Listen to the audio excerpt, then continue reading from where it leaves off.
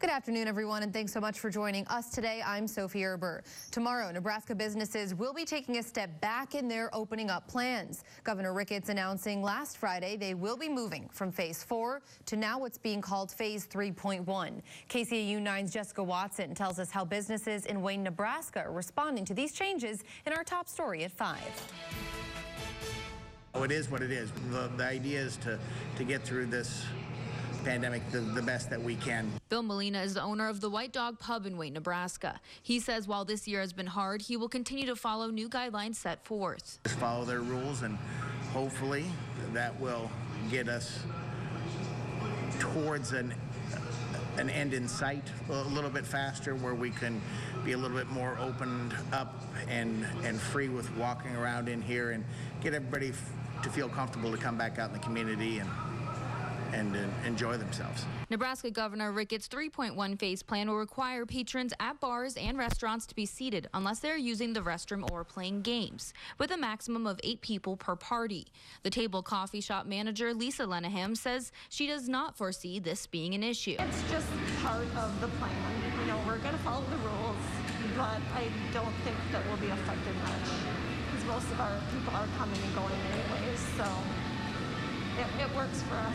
Lenaham says with the arrival of students to Wayne, businesses have picked up, helping with the financial losses of closing earlier this year. From the beginning, we've been taking precaution, and nothing has really changed other than wearing masks and like 50% capacity, but we've still been able to make that work, and students love to be in this atmosphere of studying and also having coffee. With a continued increase in cases, some business owners say they hope more precautions aren't necessary. We always worry with backtracking a little bit. I mean, I definitely don't want to close the salon down again. If it's necessary, then we will do that.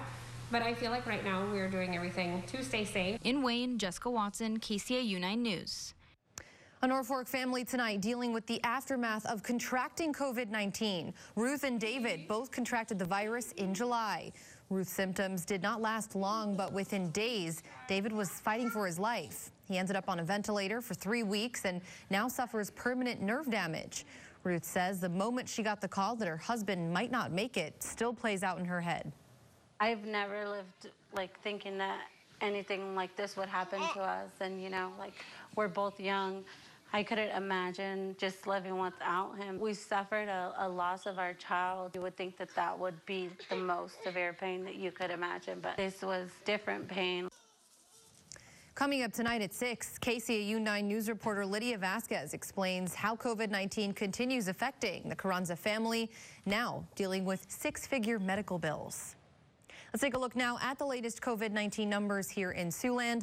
Woodbury County health officials recording 1 additional death from the virus, as well as 35 new cases. But the good news, 115 new recoveries. The county now surpassing the 6,830 total case mark. In Nebraska, Dakota County reporting 8 new positive tests today. The county has recorded more than 2,500 total cases. And in South Dakota, Yankton County reports 177 active cases. The county has seen more than 640 total cases. The state lists virus transmissions there as, quote, substantial. Well, some good news tonight. All 3 Siouxland states ranking in the top 5 for the lowest unemployment rates across the country. This as officials are reporting September statistics tonight. Nebraska regaining its status of having the lowest unemployment in the United States, falling from 4% unemployment in August to 3.5% in September.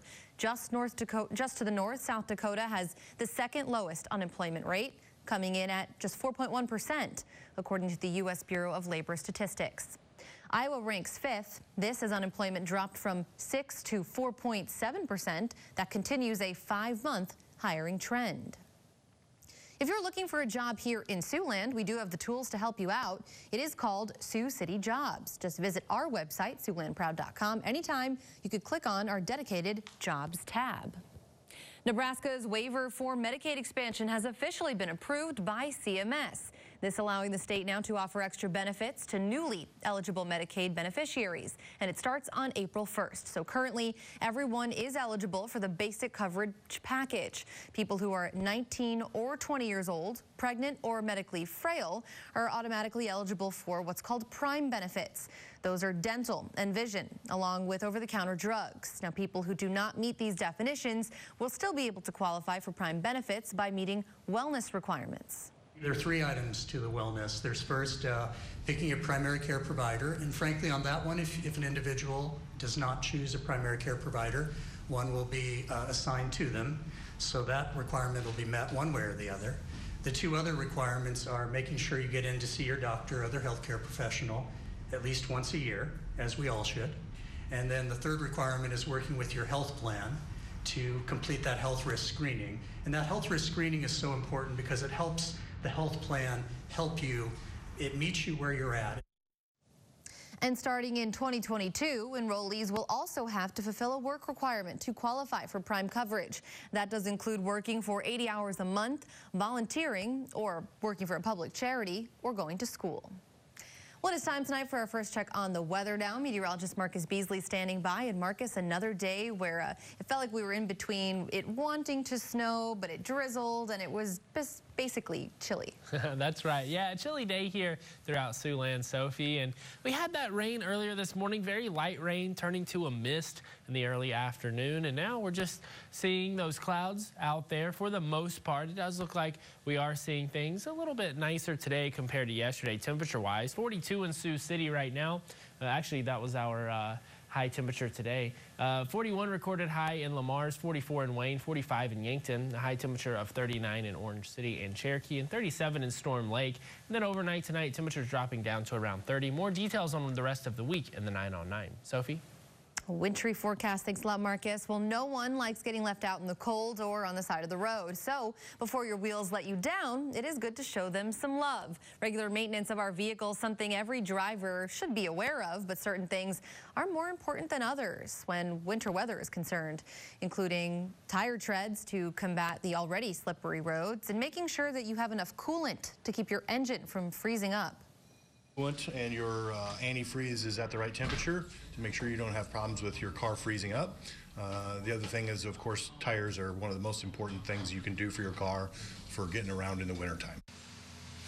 Some other tips for staying safe out on the roads this winter include having an emergency kit in your vehicle with food, water, and some extra warm clothing or a blanket, but most importantly is having a charged cell phone so you could call for help. With just 2 weeks to go now until Election Day, lawmakers on Capitol Hill making another attempt at getting coronavirus relief packages to the finish line. KCAU 9 Washington correspondent Kelly Meyer reports. Working families have waited months. Senate Majority Leader Mitch McConnell is planning a vote on the same targeted COVID relief measure he tried to pass last month without success. Well, I continue to be hopeful, but Nancy Pelosi and Chuck Schumer don't want to do anything. Florida Republican Senator Rick Scott is accusing Democratic leadership of delaying relief to Floridians. But Democrats like New York Senator Chuck Schumer call GOP efforts to pass the package mere political tactics. He wants the Senate to pass the bill that's already cleared the House. We are making an effort to bring to the floor the Heroes 2 bill. House Speaker Nancy Pelosi is still negotiating with the White House on a $2 trillion deal. The president says he's on board with something even bigger. What's a number you would be for? Well, I'm more focused on who do we help? Both Scott and South Carolina Republican Senator Lindsey Graham say they want the money to go to the right priorities. I want to go big. I want to do $1,200. I want money for schools. I want another round of PPP loans. But with time running out to reach a deal before lawmakers leave for Election Day, Alabama Republican Senator Richard Shelby told reporters Tuesday, the clock keeps ticking away, and I'm not optimistic about us doing anything. In Washington, I'm Kelly Meyer, KCAU 9 News.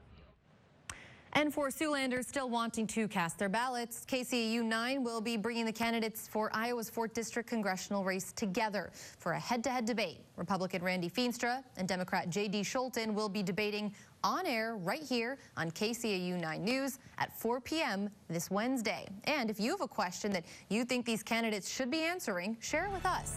We'll get to work and get it answered. Send your questions to news@kcautv.com. It's a tribute fit for a king of rock and roll, that is, after the death of Eddie Van Halen.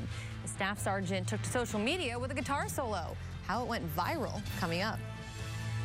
And slight warm up today, tomorrow, and Thursday. Rainy and breezy on Thursday, and we are going to see that chance of a wintry mix this weekend. I'll have those details after the break. You're watching KCAU 9 News with Sophie Erber and meteorologist Marcus Beasley. This is KCAU 9 News at 5. Thanks for sticking with us on this misty Tuesday. You used that word earlier, and it really did describe what was in the air, because we definitely had some precipitation, but it really couldn't decide how it wanted to fall. Right. It was very, very light out there. Yeah. Just as you were driving, you would notice the water accumulating on your windshield, but it really wasn't raining. It was just kind of foggy out there, and just the air was wet, so to speak. The view outside from the KCAU 9 studio now, brought to you by the Port Neal Welding Company, actually showing that we're just mainly seeing those mostly cloudy skies now. We had the rainy weather earlier today and into the early afternoon, but it does look like the moisture is moving off to the east, and we are going to see at least a little bit of clearing tonight. I think we might see those clouds break apart for a brief period of time. Temperatures outside right now in the upper 30s and lower 40s. We're at 42 in Sioux City, 44 in Wayne, Yankton at 45 degrees, Orange City currently at 39, as well as Cherokee, 40 in Spencer, 37 right now in Storm Lake. Wind chill values right there in the mid to upper 30s, so not too far off from the actual temperature, just a few degrees cooler. So it feels like 37 here in Sioux City, wind chill value of 30. A chance of a wintry mix on Sunday at 50%, a high of only 37 on Sunday, and then next week, our temperatures starting out in the 30s for the work week on Monday, 38 Tuesday, Wednesday a little bit warmer at 43, but all of those temperatures well below where we should be this time of year. I don't think I was mentally prepared to hear wintry mix in October, but here we are. Here it is. So get your cars ready, as we mentioned in the newscast. Thanks a lot, Marcus. Well, we're about to introduce you to one lucky dog, all thanks to the kindness of strangers. Hear the story behind how this puppy was stolen, abandoned, and found, all coming up. But first, it's a viral tribute to the passing of Eddie Van Halen. We'll give you an up-close look after the break. Whether or not you're a musician, the passing of Eddie Van Halen has affected so many, including a staff sergeant stationed who is now paying tribute to the guitar legend. And he's gone viral in doing so. Ben Ryan shares his story. A tribute fit for a rock and roll king.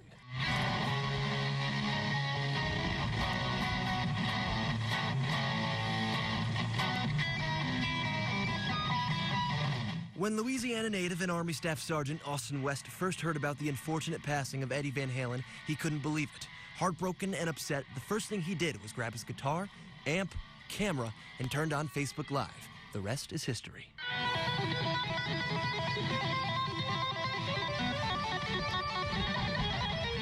I had no expectation. I really have no expectation when throwing that up. I was just like, this is for you, Eddie.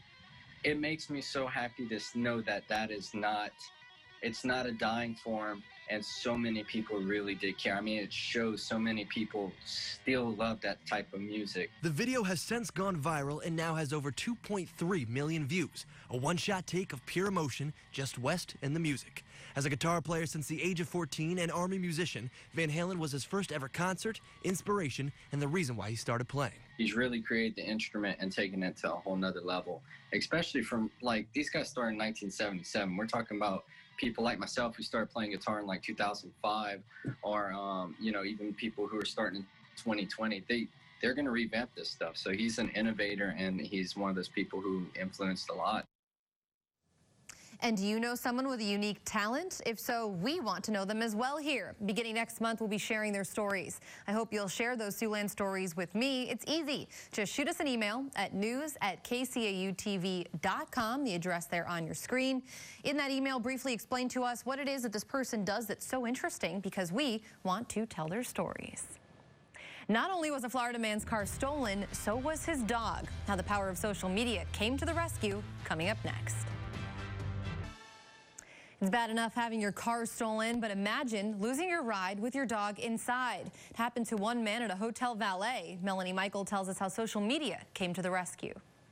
This sweet pup is one lucky pooch, all thanks to the kindness of strangers. His owner, Jason Miller, is beyond grateful and admits he's still in shock after his car was stolen with his puppy, Gunner, inside. It's just a horrible experience to lose your dog like that and not know, and really I never thought we were going to get him back. It all started here at the Hampton Inn in downtown St. Pete. Jason says he stopped at the hotel valet and briefly ran to the front desk. Sadly, less than 30 seconds later, a stranger jumped in the car and took off with Gunner. Jason immediately got on Facebook, posting pictures of his puppy, pleading for help. I've never used social media like that before, and just to put it out there, hey, can you guys please share this? And it just took off really quick, and that's how we got him back. We love dogs. Like I said, we see them as like our children. As fate would have it, Gunner had a couple of guardian angels that night who saw him on the side of the interstate, scared to death and stuck in a storm drain. He was just frightened, and you could tell that, and I was trying to, be self-conscious about how close I was getting so I didn't spook him. And it was, he looked very, very sad. This couple came to the rescue quickly, saving Gunner's life. They, too, posted on social media that they found this frightened fella. Jason was soon reunited with Gunner after 4 frantic hours. Lucky dog and a lucky owner. Taking a live look outside now. Marcus returns with another check on our forecast coming up next. But first, this look at Sioux Falls. Don't go away.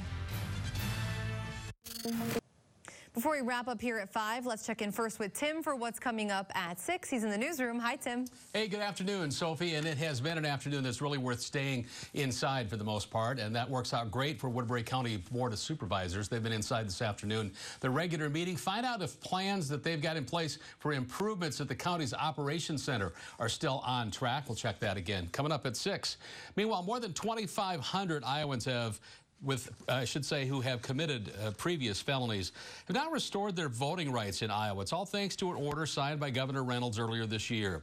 Coming up at 6, one of those felons now explaining why voting for her is such a big deal. We'll take a look at that coming up. By the way, almost 500,000 Iowans have already cast their ballots for this year's election. And most folks know about a black belt, what it is. Well, we'll meet one that's really top shelf, a 9-stage black belt from Sheldon. There's something really rare about this guy. Find out about him coming up at 6. Pretty cool. He'd be a good guy to have in your corner. Thanks a lot, Tim. And quickly, overnight, we are expecting very chilly temperatures. Yeah, temperatures right around freezing tonight, around 50, and partly cloudy tomorrow. Thanks a lot, Marcus. And I'll see you back here at 6. Until then, have a great night, everyone.